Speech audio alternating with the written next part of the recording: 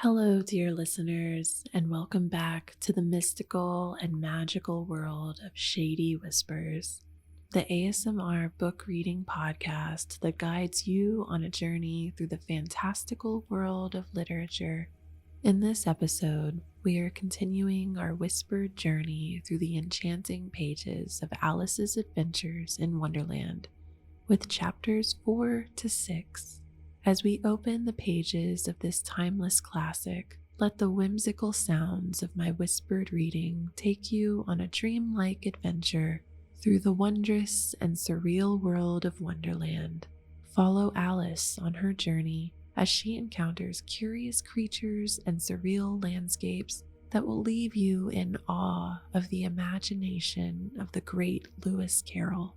My voice will guide you through the rabbit hole and beyond to a place where the impossible becomes possible and the unthinkable becomes reality.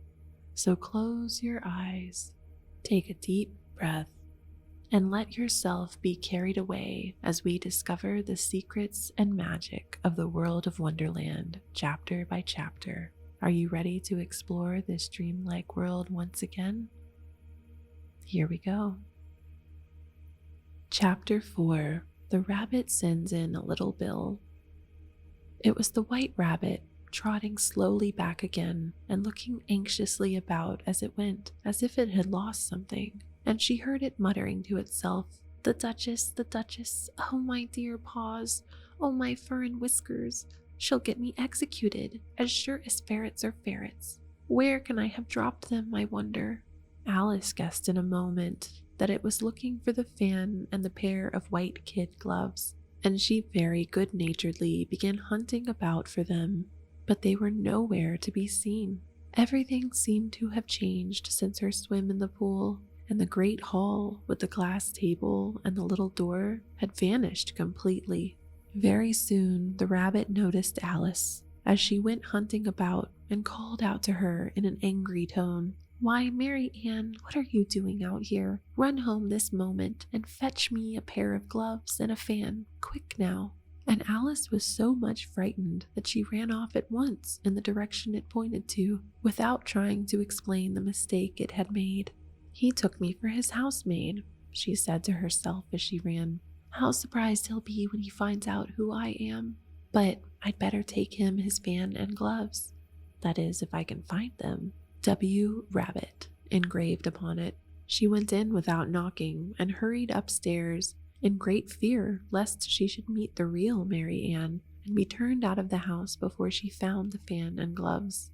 "How queer it seems," Alice said to herself, "to be going messages for a rabbit.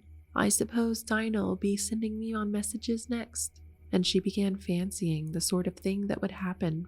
"Miss Alice, come here directly and get ready for your walk." "Coming in a minute, nurse. But I've got to watch this mouse hole till Dinah comes back and see that the mouse doesn't get out. Only I don't think," Alice went on, "that they'd let Dinah stop in the house if it began ordering people about like that." By this time, she had found her way into a tidy room with a table in the window, and on it, as she had hoped, a fan and 2 or 3 pairs of tiny white kid gloves. She took up the fan and a pair of the gloves and was just going to leave the room when her eyes fell upon a little bottle that stood near the looking-glass. There was no label this time with the words "Drink me," but nevertheless she uncorked it and put it to her lips. "I know something interesting is sure to happen," she said to herself, "whenever I eat or drink anything, so I'll just see what this bottle does. I do hope it'll make me grow large again, for really I'm quite tired of being such a tiny little thing." It did so indeed, and much sooner than she had expected. Before she had drunk half the bottle, she found her head pressing the ceiling and had to stoop to save her neck from being broken. She hastily put down the bottle, saying to herself, "That's quite enough. I hope I shan't grow any more. As it is, I can't get out the door. As it is, I can't get out at the door. I do wish I hadn't drunk quite so much." Alas, it was too late to wish that. She went on growing, and very soon had to kneel down on the floor. In another minute there was not even room for this, and she tried the effect of lying down with one elbow against the door and the other arm curled around her head. Still, she went on growing, and as a last resource, she put one arm out of the window and one foot up the chimney and said to herself, "Now I can do no more. Whatever happens, what will become of me?" Luckily for Alice, the little magic bottle had now had its full effect, and she grew no larger. Still, it was very uncomfortable, and as there seemed to be no sort of chance of her ever getting out of the room again, no wonder she felt unhappy. It was much pleasanter at home, thought poor Alice, when one wasn't always growing larger and smaller and being ordered about by mice and rabbits. I almost wish I hadn't gone down that rabbit hole, and yet it's rather curious, this sort of life. I do wonder what can have happened to me. When I used to read fairy tales, I fancied that kind of thing never happened. And now, here I am in the middle of one. There ought to be a book written about me, that there ought. And when I grow up, I'll write one. But I'm grown up now, she added in a sorrowful tone. At least there's no room to grow up any more here. But then, thought Alice, shall I never get any older than I am now? That'll be a comfort, one way, never to be an old woman. But then, always to have lessons to learn. Oh, I shouldn't like that. Oh, you foolish Alice, she answered herself. How can you learn lessons in here? Why, there's hardly any room for you, and no room at all for any lesson books. And so she went on, taking first one side and then the other, and making quite a conversation of it all together. But after a few minutes, she heard a voice outside and stopped to listen. "Marianne, Marianne," said the voice, "fetch me my gloves this moment." Then came a little pattering of feet on the stairs. Alice knew it was the rabbit coming to look for her, and she trembled till she shook the house, quite forgetting that she was now about 1,000 times as large as the rabbit and had no reason to be afraid of it. Presently, the rabbit came up to the door and tried to open it, but as the door opened inwards and Alice's elbow was pressed hard against it, that attempt proved a failure. Alice heard it say to itself, "Then I'll go round and get in at the window." "That you won't," thought Alice, and after waiting till she fancied she heard the rabbit just under the window, she suddenly spread out her hand and made a snatch in the air. She did not get hold of anything, but she heard a little shriek and a fall and a crash of broken glass, from which she concluded that it was just possible it had fallen into a cucumber frame or something of the sort. Next came an angry voice, the rabbit's. "Pat, Pat, where are you?" And then a voice she had never heard before. "Sure then, I'm here, digging for apples, your honor." "Digging for apples indeed," said the rabbit angrily. "Here, come and help me out of this." Sounds of more broken glass. "Now tell me, Pat, what's that in the window?" "Sure, it's an arm, your honor." He pronounced it arm. "An arm, you goose! Who ever saw one that size? Why, it fills the whole window." "Sure it does, your honor, but it's an arm for all that." "Well, it's got no business there at any rate. Go and take it away." There was a long silence after this, and Alice could only hear whispers now and then, such as, "Sure, I don't like it, your honor, at all. Do as I tell you, you coward." And at last she spread out her hand again and made another snatch in the air. This time there were 2 little shrieks and more sounds of broken glass. "What a number of cucumber frames there must be," thought Alice. "I wonder what they'll do next. As for pulling me out of the window, I only wish they could. I'm sure I don't want to stay in here any longer." She waited for some time without hearing anything more. At last came a rumbling of little cartwheels and the sound of a good many voices all talking together. She made out the words, "Where's the other ladder? Why, I hadn't to bring but one. Bill's got the other. Bill! Fetch it here, lad.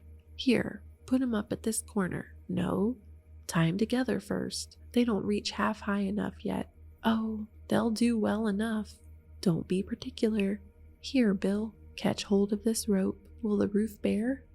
Mind that loose slate. Oh, it's coming down, heads below. A loud crash. Now who did that? It was Bill, I fancy. Who's to go down the chimney? Nay, I shan't, you do it. That I won't then. Bill's got to go down. Here, Bill, the master says you've got to go down the chimney. Oh, so Bill's got to come down the chimney, has he? Said Alice to herself. Why, they seem to put everything upon Bill. I wouldn't be in Bill's place for a good deal. This fireplace is narrow, to be sure, but I think I can kick a little. She drew her foot as far down the chimney as she could, and waited till she heard a little animal. She couldn't guess of what sort it was, scratching and scrambling about in the chimney close above her. Then, saying to herself, "This is Bill," she gave one sharp kick and waited to see what would happen next. The first thing she heard was a general chorus of, "There goes Bill." Then the rabbit's voice alone, "Catch him, you by the hedge." Then silence. And then another confusion of voices. "Hold up his head. Brandy now. Don't choke him. How was it, old fellow? What happened to you? Tell us all about it." Last came a little feeble squeaking voice. "That's Bill," thought Alice. "Well, I hardly know. No more, thank you. I'm better now, but I'm a deal too flustered to tell you. All I know is something comes at me like a jack-in-the-box, and up I goes like a skyrocket." "So you did, old fellow," said the others. "We must burn the house down," said the rabbit's voice, and Alice called out as loud as she could, "If you do, I'll set Dinah at you."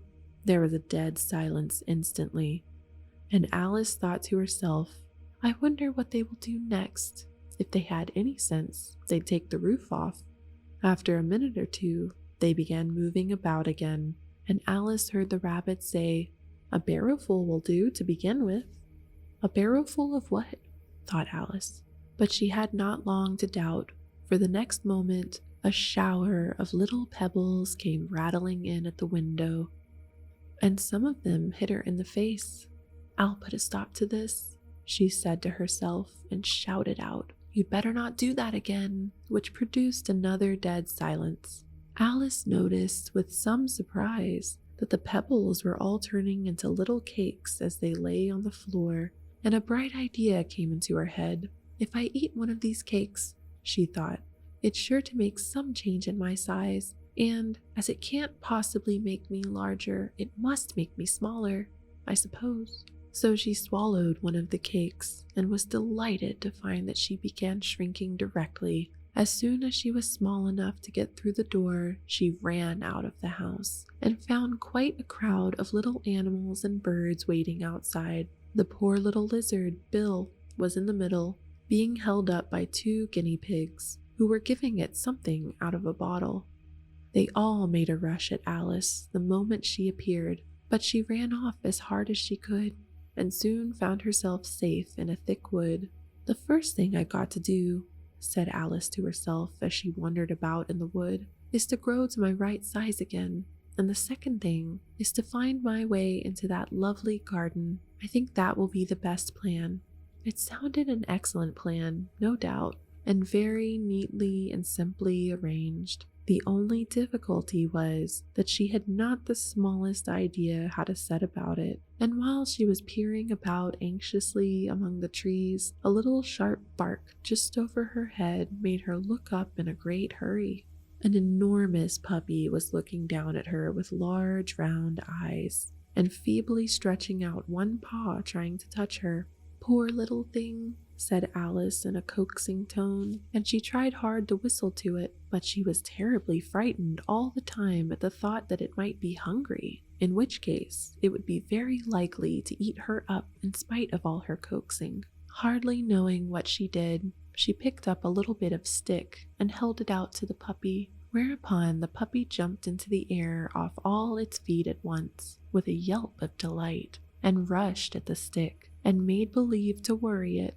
Then Alice dodged behind a great thistle to keep herself from being run over, and the moment she appeared on the other side, the puppy made another rush at the stick, and tumbled head over heels in its hurry to get hold of it.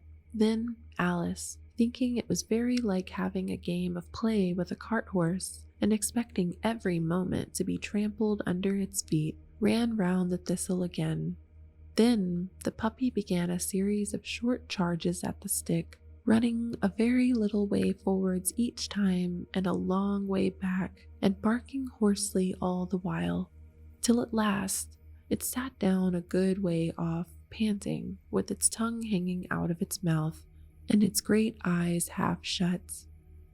This seemed to Alice a good opportunity for making her escape, so she set off at once and ran till she was quite tired and out of breath, until the puppy's bark sounded quite faint in the distance. "And yet what a dear little puppy it was," said Alice, as she leant against a buttercup to rest herself and fanned herself with one of the leaves. "I should have liked teaching it tricks very much if I'd only been the right size to do it. Oh dear, I'd nearly forgotten that I've got to grow up again. Let me see. How is it to be managed? I suppose I ought to eat or drink something or other, but the great question is, what?" The great question certainly was what. Alice looked all round her at the flowers and the blades of grass, but she did not see anything that looked like the right thing to eat or drink under the circumstances. There was a large mushroom growing near her, about the same height as herself, and when she had looked under it and on both sides of it and behind it, it occurred to her that she might as well look and see what was on the top of it. She stretched herself up on tiptoe and peeped over the edge of the mushroom, and her eyes immediately met those of a large blue caterpillar that was sitting on the top with its arms folded, quietly smoking a long hookah and taking not the smallest notice of her or anything else. Chapter 5. Advice from a Caterpillar. The caterpillar and Alice looked at each other for some time in silence. At last, the caterpillar took the hookah out of its mouth and addressed her in a languid, sleepy voice. "Who are you?" said the caterpillar. This was not an encouraging opening for a conversation. Alice replied rather shyly, I hardly know, sir, just at present. At least I know who I was when I got up this morning, but I think I must have been changed several times since then." "What do you mean by that?" said the caterpillar sternly. "Explain yourself." "I can't explain myself, I'm afraid, sir," said Alice, "because I'm not myself, you see." "I don't see," said the caterpillar. "I'm afraid I can't put it more clearly," Alice replied very politely, "for I can't understand it myself to begin with, and being so many different sizes in a day is very confusing." "It isn't," said the caterpillar.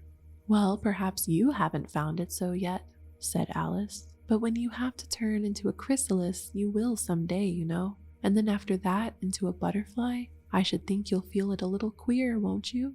"Not a bit," said the caterpillar. "Well, perhaps your feelings may be different," said Alice. "All I know is, it would feel very queer to me." "You," said the caterpillar contemptuously. "Who are you?" Which brought them back again to the beginning of the conversation. Alice felt a little irritated at the caterpillars making such very short remarks, and she drew herself up and said, very gravely, "I think you ought to tell me who you are first." "Why?" said the caterpillar. Here was another puzzling question, and as Alice could not think of any good reason, and as the caterpillar seemed to be in a very unpleasant state of mind, she turned away. "Come back," the caterpillar called after her. "I've something important to say." This sounded promising, certainly. Alice turned and came back again. "Keep your temper," said the caterpillar. "Is that all?" said Alice, swallowing down her anger as well as she could. "No," said the caterpillar. Alice thought she might as well wait, as she had nothing else to do, and perhaps, after all, it might tell her something worth hearing. For some minutes, it puffed away without speaking, but at last it unfolded its arms, took the hookah out of its mouth again, and said, "So, you think you're changed, do you?" "I'm afraid I am, sir," said Alice. "I can't remember things I used, and I don't keep the same size for 10 minutes together." "Can't remember what things?" said the caterpillar. "Well, I've tried to say, 'How doth the little busy bee?' but it all came different," Alice replied in a very melancholy voice. "Repeat, 'You are old, Father William,'" said the caterpillar. Alice folded her hands and began. "You are old, Father William," the young man said, "and your hair has become very white, and yet you incessantly stand on your head. Do you think at your age it is right?" "In my youth," Father William replied to his son, "I feared it might injure the brain, but now that I'm perfectly sure I have none, why, I do it again and again." "You are old," said the youth, "as I mentioned before, and have grown most uncommonly fat. Yet you turned a back somersault in at the door. Pray, what is the reason of that?" "In my youth," said the sage, as he shook his gray locks, "I kept all my limbs very supple by the use of this ointment when shilling the box. Allow me to sell you a couple." "You are old," said the youth, "and your jaws are too weak for anything tougher than suet. Yet you finished the goose with the bones and the beak. Pray, how did you manage to do it?" "In my youth," said his father, "I took to the law and argued each case with my wife, and the muscular strength which it gave to my jaw has lasted the rest of my life." "You are old," said the youth. "One would hardly suppose that your eye was as steady as ever, yet you balanced an eel on the end of your nose. What made you so awfully clever?" "I have answered 3 questions, and that is enough," said his father. "Don't give yourself airs. Do you think I can listen all day to such stuff? Be off, or I'll kick you downstairs." "That is not said right," said the caterpillar. "Not quite right, I'm afraid," said Alice timidly. "Some of the words have got altered." "It is wrong from beginning to end," said the caterpillar decidedly. And there was silence for some minutes. The caterpillar was the first to speak. "What size do you want to be?" it asked. "Oh, I'm not particular as to size," Alice hastily replied. "Only one doesn't like changing so often, you know." "I don't know," said the caterpillar. Alice said nothing. She had never been so much contradicted in her life before, and she felt that she was losing her temper. "Are you content now?" said the caterpillar. "Well, I should like to be a little larger, sir, if you wouldn't mind," said Alice. 3 inches is such a wretched height to be." "It is a very good height indeed," said the caterpillar angrily, rearing itself upright as it spoke. It was exactly 3 inches high.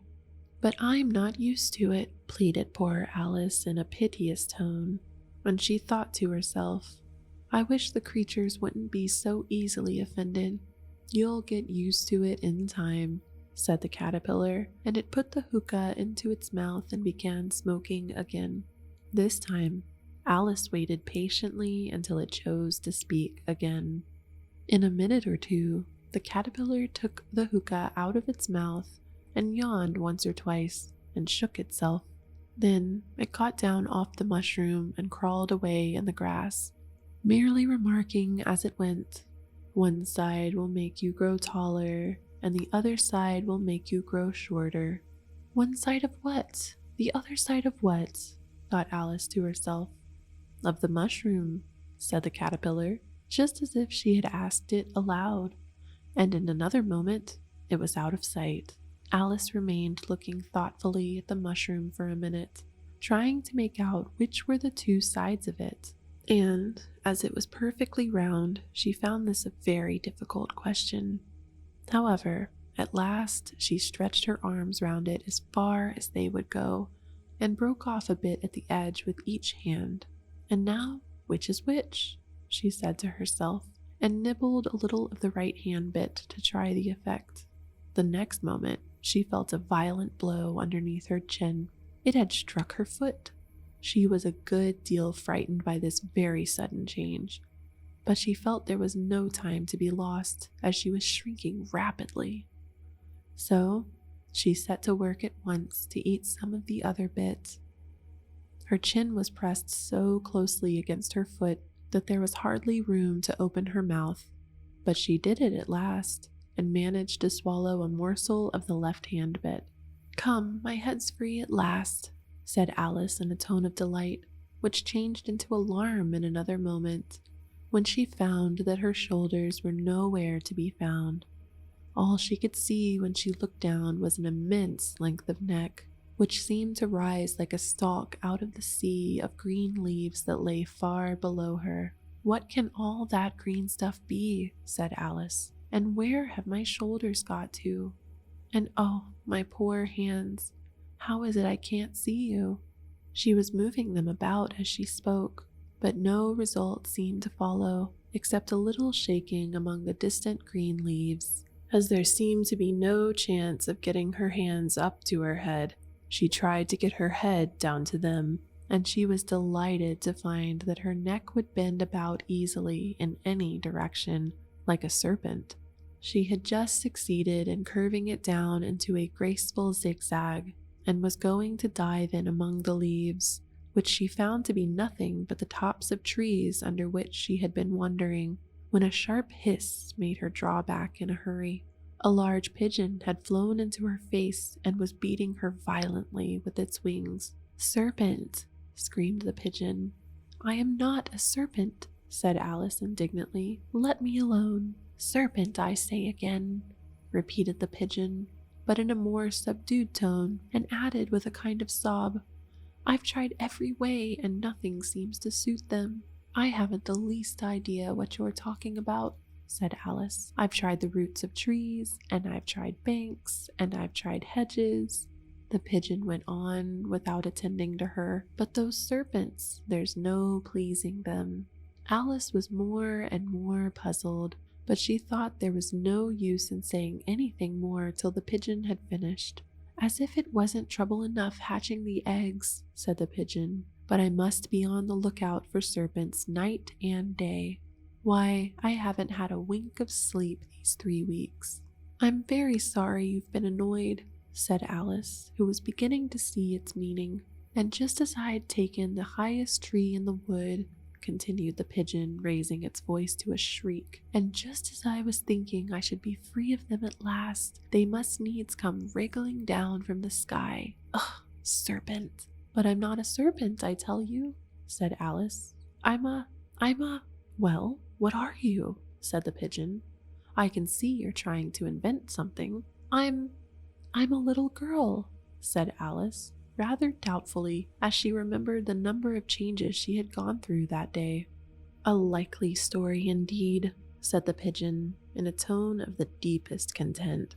"I've seen a good many little girls in my time, but never one with such a neck as that. No, no, you're a serpent, and there's no use denying it. I suppose you'll be telling me next that you never tasted an egg." "I have tasted eggs, certainly," said Alice, who was a very truthful child, "but little girls eat eggs quite as much as serpents do, you know." "I don't believe it," said the pigeon, "but if they do, why then they're a kind of serpent. That's all I can say." This was such a new idea to Alice that she was quite silent for a minute or two, which gave the pigeon the opportunity of adding, "You're looking for eggs, I know that well enough, and what does it matter to me whether you're a little girl or a serpent?" "It matters a good deal to me," said Alice hastily, "but I'm not looking for eggs as it happens, and if I was, I shouldn't want yours. I don't like them raw." "Well, be off then," said the pigeon in a sulky tone, as it settled down again into its nest. Alice crouched down among the trees as well as she could, for her neck kept getting entangled among the branches, and every now and then she had to stop and untwist it. After a while, she remembered that she still held the pieces of mushroom in her hands, and she set to work very carefully, nibbling first at one and then at the other, and then growing sometimes taller and sometimes shorter, until she had succeeded in bringing herself down to her usual height. It was so long since she had been anything near the right size that it felt quite strange at first, but she got used to it in a few minutes and began talking to herself as usual. "Come, there's half my plan done now. How puzzling all these changes are. I'm never sure what I'm going to be from one moment to another. However, I've got back to my right size. The next thing is to get into that beautiful garden. How is that to be done, I wonder? As she said this, she came suddenly upon an open place with a little house in it about 4 feet high. Whoever lives there? Thought Alice. It'll never do to come upon them this size. Why, I should frighten them out of their wits. So she began nibbling at the right-hand bit again, and did not venture to go near the house till she had brought herself down to 9 inches high. Chapter 6. Pig and Pepper. For a minute or two she stood looking at the house and wondering what to do next, when suddenly a footman in livery came running out of the woods. She considered him to be a footman because he was in livery. Otherwise, judging by his face only, she would have called him a fish, and rapped loudly at the door with his knuckles. It was opened by another footman in livery, with a round face and large eyes like a frog, and both footmen, Alice noticed, had powdered hair that curled all over their heads. She felt very curious to know what it was all about, and crept a little way out of the wood to listen. The fish footman began by producing from under his arm a great letter, nearly as large as himself, and this he handed over to the other, saying in a solemn tone, "For the Duchess, an invitation from the Queen to play croquet." The frog footman repeated in the same solemn tone, only changing the order of the words a little, "From the Queen, an invitation for the Duchess to play croquet." Then they both bowed low, and their curls got entangled together.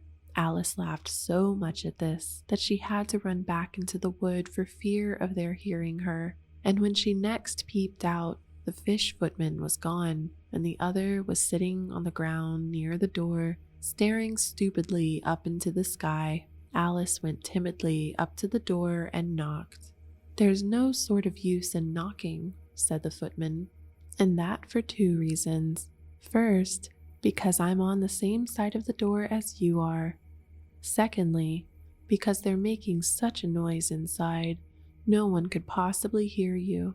And certainly there was a most extraordinary noise going on within, a constant howling and sneezing, and every now and then a great crash, as if a dish or kettle had been broken to pieces." "Please then," said Alice, "how am I to get in?" "There might be some sense in your knocking," the footman went on, without attending to her. "If we had the door between us, for instance. If you were inside, you might knock, and I could let you out, you know." He was looking up into the sky all the time he was speaking, and this Alice thought decidedly uncivil. "But perhaps he can't help it," she said to herself. "His eyes are so very nearly at the top of his head. But at any rate, he might answer questions. How am I to get in?" she repeated aloud. "I shall sit here," the footman remarked, "till tomorrow." At this moment, the door of the house opened, and a large plate came skimming out straight at the footman's head. It just grazed his nose and broke to pieces against one of the trees behind him.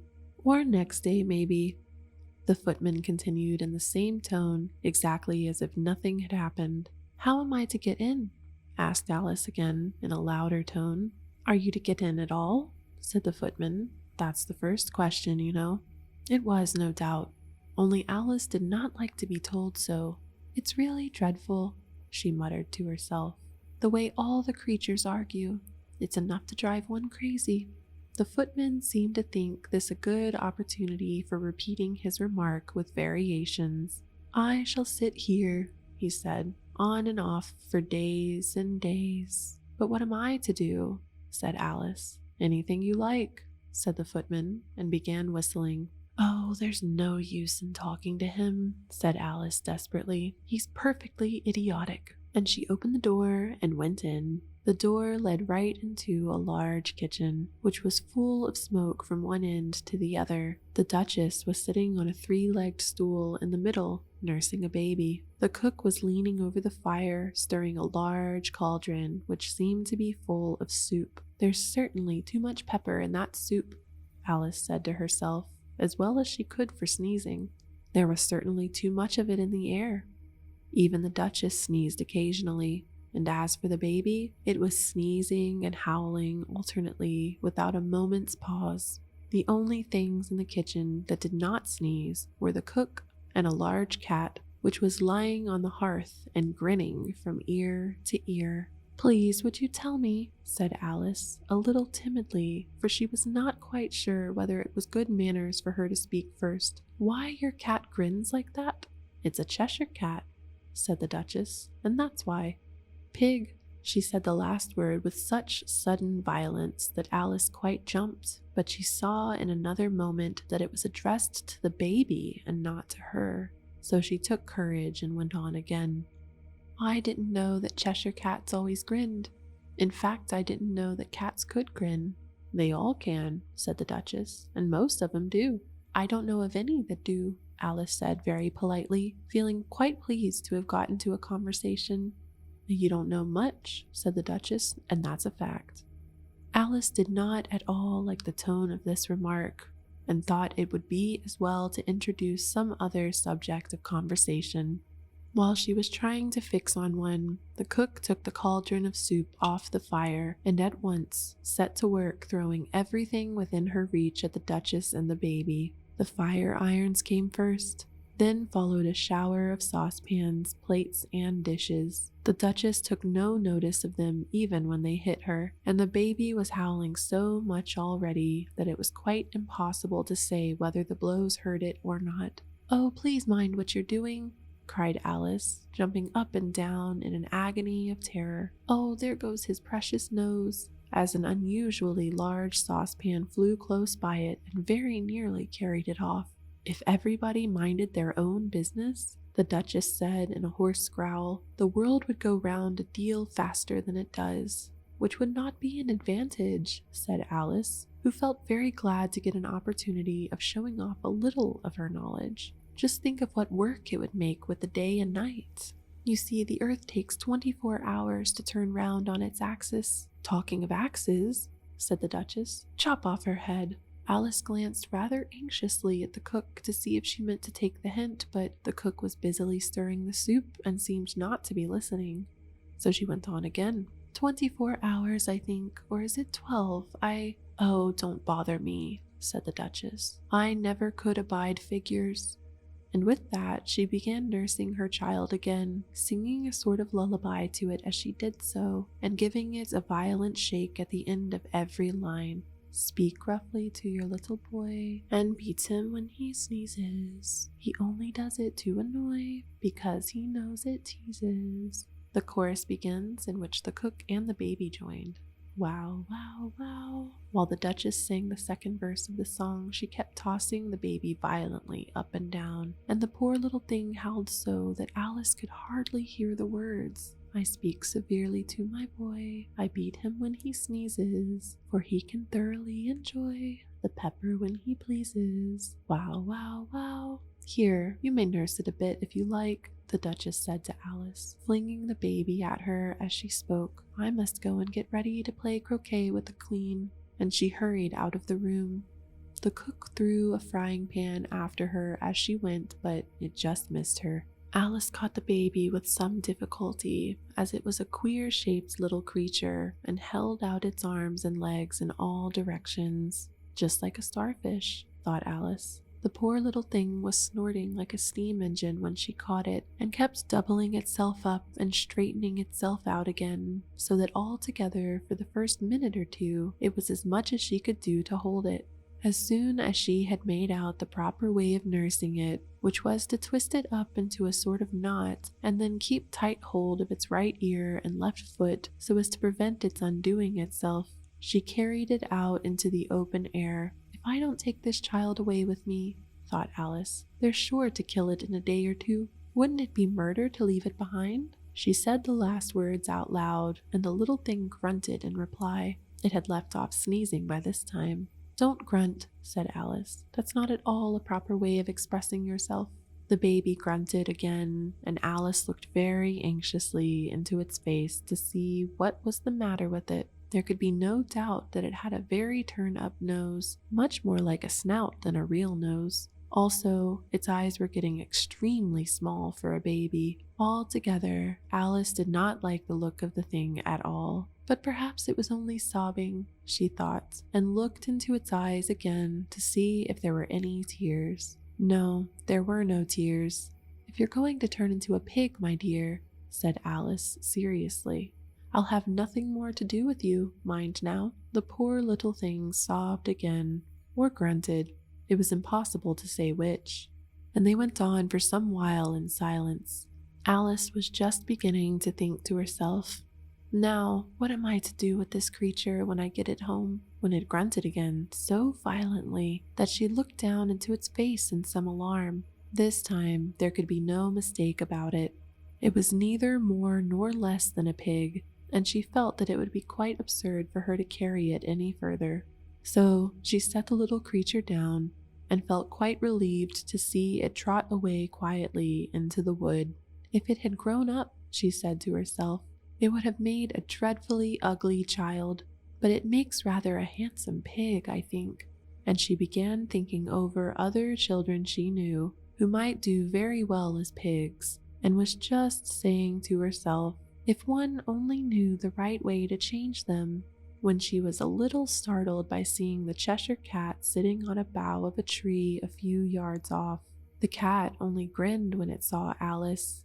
It looked good-natured, she thought. Still, it had very long claws and a great many teeth, so she felt it ought to be treated with respect. "Cheshire Puss," she began rather timidly, as she did not at all know whether it would like the name. However, it only grinned a little wider. "Come, it's pleased so far," thought Alice, and she went on. "Would you tell me, please, which way I ought to go from here?" "That depends a good deal on where you want to get to," said the cat. "I don't much care where," said Alice. "Then it doesn't matter which way you go," said the cat. "So long as I get somewhere," Alice added as an explanation. "Oh, you're sure to do that," said the cat, "if you only walk long enough." Alice felt that this could not be denied, so she tried another question. "What sort of people live about here?" "In that direction," the cat said, waving its right paw around, "lives a hatter, and in that direction," waving the other paw, "lives a March hare. Visit either you like, they're both mad." "But I don't want to go among mad people," Alice remarked. "Oh, you can't help that," said the cat. "We're all mad here. I'm mad, you're mad." "How do you know I'm mad?" said Alice. "You must be," said the cat, "or you wouldn't have come here." Alice didn't think that proved it at all. However, she went on, "And how do you know that you're mad?" "To begin with," said the cat, "a dog's not mad. You grant that?" "I suppose so," said Alice. "Well then," the cat went on, "you see, a dog growls when it's angry and wags its tail when it's pleased. Now I growl when I'm pleased and wag my tail when I'm angry. Therefore, I'm mad." "I'd call it purring, not growling," said Alice. "Call it what you like," said the cat. "Do you play croquet with the Queen today?" "I should like it very much," said Alice, "but I haven't been invited yet." "You'll see me there," said the cat, and vanished. Alice was not much surprised at this. She was getting so used to queer things happening. While she was looking at the place where it had been, it suddenly appeared again. "By the by, what became of the baby?" said the cat. "I'd nearly forgotten to ask." "It turned into a pig," Alice quietly said, just as if the cat had come back in a natural way. "I thought it would," said the cat, and vanished again. Alice waited a little, half expecting to see it again, but it did not appear, and after a minute or two she walked on in the direction in which the March hare was said to live. "I've seen hatters before," she said to herself. "The March hare will be much the most interesting, and perhaps, as this is May, it won't be raving mad, at least not so mad as it was in March."